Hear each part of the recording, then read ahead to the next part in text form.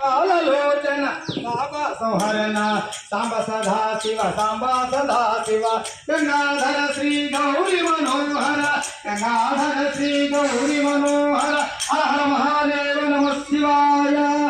ఓరి శివోత్తమ లేరి పురుషోత్తమేరి ఓరి నీరాజు ఓరి లక్ష్మి మారిలో వస్తారు ఓరుకొని ఈశ్వర నాయనీశ్వర అర్థం భారతీయకి అర్థం మహావిష్ణుకి ఏ గుణ లింగాకారంగా ఉన్నాను. ఎదురుగా ఎందుకు వచ్చారంటే పార్వతీదేవి నా ఎందుకు గ్రహించి కైలాంచి భూలోకానికి వచ్చినది.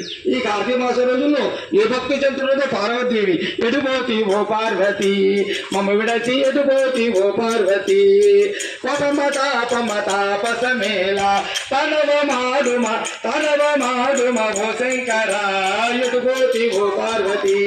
హర హర మహాదేవ శంభో ఓం హర శంకర హర హర ఓం హర శంకర అంగదమర సంహార ఆశ్రిత దిన మందార అంగదమర సంహార ఆశ్రిత దిన మందార ఇందుగల దుందర హిమాచలాల మందిరాహోం హర శంకర హర హర ఓం హర శంకర హర హర మహాదేవ శంభో పార్వతీవతే నమః.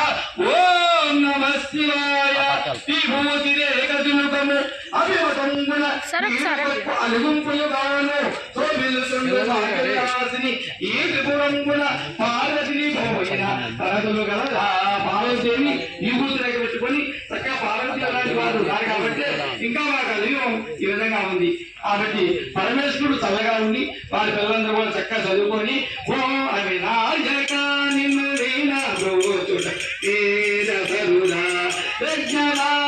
వినాయక సరసిలు హారుణ యుగ చరణ సరసిలు హారుణ యుగ చరణ సరముదిన జన సంకట హరణ పరమ కృపా సాగర పరమ కృపా సాగర పరశుగుణ పాలిత జన సదాని సవినాయక.